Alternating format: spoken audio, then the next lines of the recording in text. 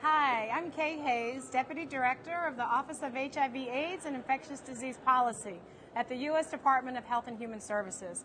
I'm excited. This is day 3 of the U.S. Conference on AIDS, and it has been tremendous.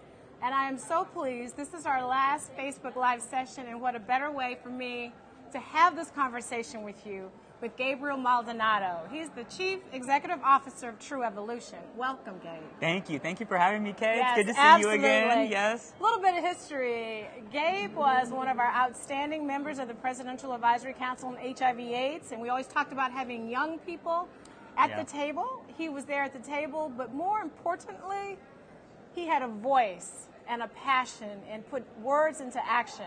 So I want to talk about the last 3 days here at USCA and kind of the themes we heard, the things, reflections, and what did you notice or hear that you want to share with everyone today? Well, first, thank you for having me. I'm really excited for us to be here. And, USCA is not only a space where we come in to learn and we come to receive knowledge and information, but it's also a space for communities to come together and for us to kind of reconcile where certain sub-communities and populations may have fallen through the margins. And so I've seen a real big emphasis to giving visibility to those who fall in our transgender community and that fall on the trans spectrum, individuals that are from the indigenous communities, populations that are often not given visibility and voice. And so I'm really excited to be here, and the last 3 days has been really amazing. Right. One of the things I noticed, I've heard from a couple of sessions, our office did the Secretary's Minority AIDS Initiative Fund Pathways. Okay. And we did a series of HIV sessions. We did men who have sex with men of color and the biomedical interventions, things that work, lessons we need to learn. And we covered our hepatitis and the result of the opioid epidemic and what's happening and with hepatitis and the opioid epidemic. So what did you hear and learn in some of the sessions you attended? So I actually had the opportunity and privilege to speak at one of the first sessions on the first day was the African American Institute. And it was really exciting for me because the dialogue was really focused on creating intergenerational spaces.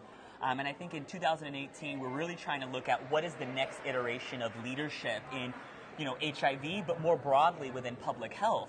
And I think the question is, how do we go back in passing the baton? Right. And I had a wonderful conversation just earlier with Miss Billy Cooper Rodriguez. She's one of our trans sisters, long-term survivors, a U.S. veteran, 40 years in San Francisco. And really just being able to have that brief conversation with Miss Billy Cooper was really powerful for me because it showed me that we need to remember where we came from. That's right. And as young people, as we begin to take on leadership here at USCA, but also leadership around the country, in our local communities, in our states, we're not going to be able to do the work without remembering where we came from and those who kind of paved the way for us to be here. And I think everything happens for a reason. Those lessons learned of having the conversations, starting those conversations, bringing generations together of lessons learned, and then saying we may speak the same language on some level, but our words may be different now. Yeah, the dialects are different. They're right. Yeah. But at the end of the day, we're all marching for the same goal. So I think that's critical. And what I really hope that we can all take away from USCA is not just that HIV AIDS epidemic is not going to end with a single strategy. There isn't one piece of paper that is going to end the epidemic. There are sub-communities and sub-populations, and all of us cannot be the voice for everyone. That's right. And that we need to give voice to the unique experiences, the individual disparities of specific populations. And I think that's what USCA is really calling us to do, is to remember those who live within the margins. That's right. I know with our office, we did a listening session, and we were very intentional. It was a listening session. We didn't have any answers, but we wanted to talk about the National HIV/AIDS Strategy update and the National Viral Hepatitis Action Plan update. And I had to, myth busting, I had to bust a myth because I heard chatter like, oh, it's going to be one plan. I was like, absolutely not. Yeah. 2 separate and distinct plans. There will be an HIV/AIDS strategy, national strategy, and a viral hepatitis. Now, was there a reason for keeping the strategy separate? I think often in government, the assumption is that you want to streamline things. You want everything to be consolidated. How can we maximize a one-size-fits-all? Right. What is the need for keeping the strategy separate? Well, I think you hit on it. It's not one size fits all. Yeah. It's not one size fits all. And there's separate and distinct realities now, you know, they're the comorbidity issues. Sure. But really, the end of the day, we need to have these two, but parallel track, if you will, plans. And so we're just at the beginning of discussions. We just teed off yesterday the first of many listening sessions. Yeah. So I encourage people, like, if you didn't get your question in, and we listened intently, and I heard, you know, there are programs that work. I heard, you know, Ryan White works. You know, we need to nurture, maintain those programs. We heard that there are communities that, you know, they want to be counted in the data. We're talking about the Native American Alaska community, you know, not an asterisk. We heard that repeatedly. You know, the asterisk is offensive, people. We have got to do better, and we can do better. My question to you is, if OHAIDP, the Office of HIV and Infectious Disease Policy, could have one call to action for community, you know, something that we all here at USCA as advocates, as clinicians, as community-based workers, you know, what can we do to support and provide recommendations to the government, to HHS, to Health and Human Services? Right. First of all, one, we're here to listen, because we don't know it all. You know, when people say they have all the answers, I'm very leery. We have to work together to end this epidemic. And we're talking about ending the epidemic. The conversation, the dialogue has changed. We're talking about ending this epidemic. I heard a colleague yesterday, Scott Chavez, talk about, you know, you've got to change the dialogue. He was in a session and someone said, you know, HIV is a very infectious disease. He goes, that is the language of old times.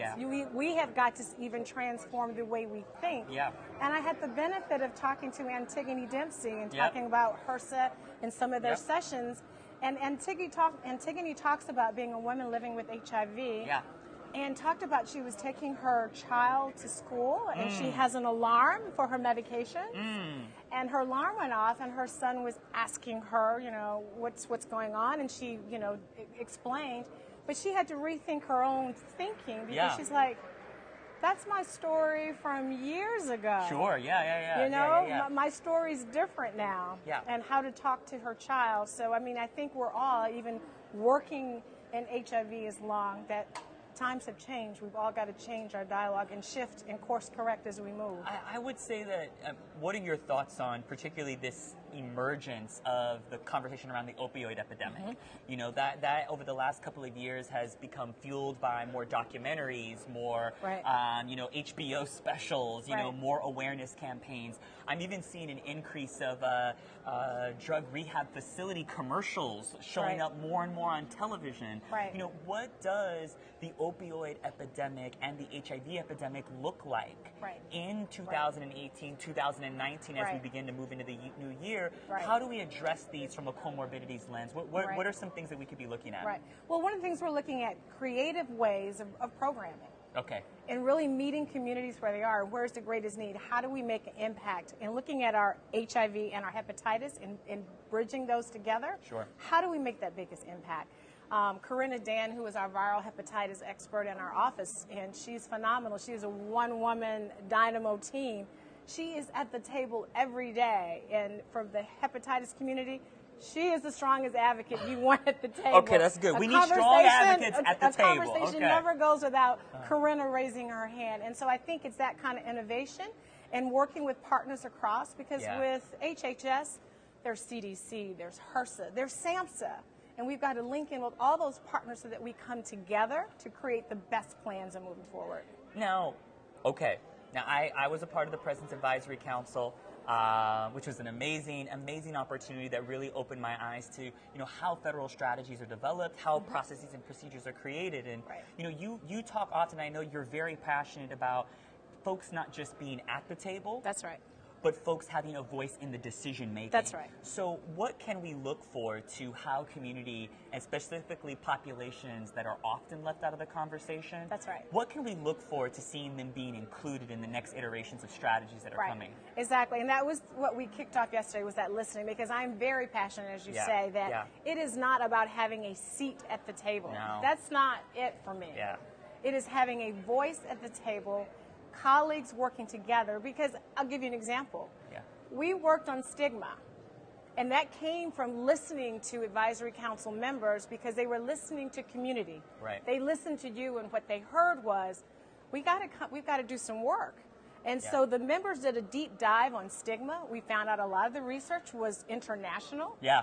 And we had to rely on that data. But bringing experts and bringing people together from different disciplines and say, okay, what is it that we need to do? What's working? What are some of the best practices?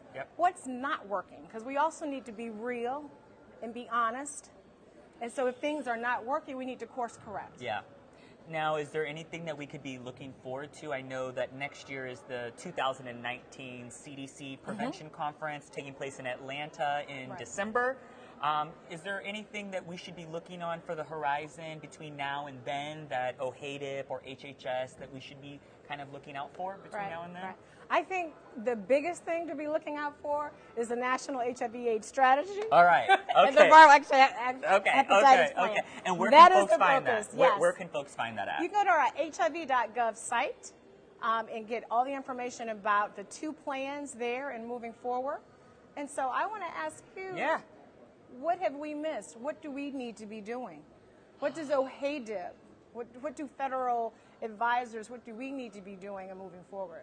You know, of course, you can't ask a policy person this, because I will give you a litany of things that we could be doing. You know, and we're not going to be able to solve everything overnight. And the real goals are made in bricks and bricks. I would say the best thing that we could be doing is staying plugged into the communities most impacted, you know? And remembering that it's not just the Gabriel Maldonados out there who have knowledge and information. It's not just the folks who have been able to get on councils or advisory boards. It's not just folks with degrees or status or credentials.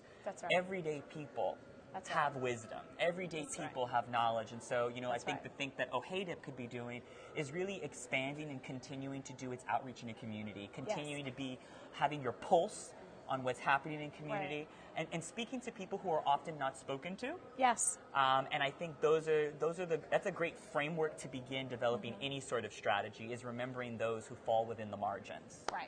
So, well, as we close out, this is the end of our HIV.AIDS coverage here, our Facebook Live, if you will. And I want to say thank you for following and listening to us the past 3 days. It is a great opportunity for us to communicate messages to you, and then an opportunity for you to follow back and for us to hear from you. It's always an honor to have an opportunity to have a conversation and discussion with Gabriel. And I just want to say thank you. We are honored to be here. It's a privilege to be here. It's an opportunity for us to learn, to grow, to contribute, and then to take that information, go back, and keep it pushing. So that was said best. Ashe. Thank you, Kaye, for having me. Thank you. And thank you to HIV.gov for all the work that you continue doing. So continue your great work.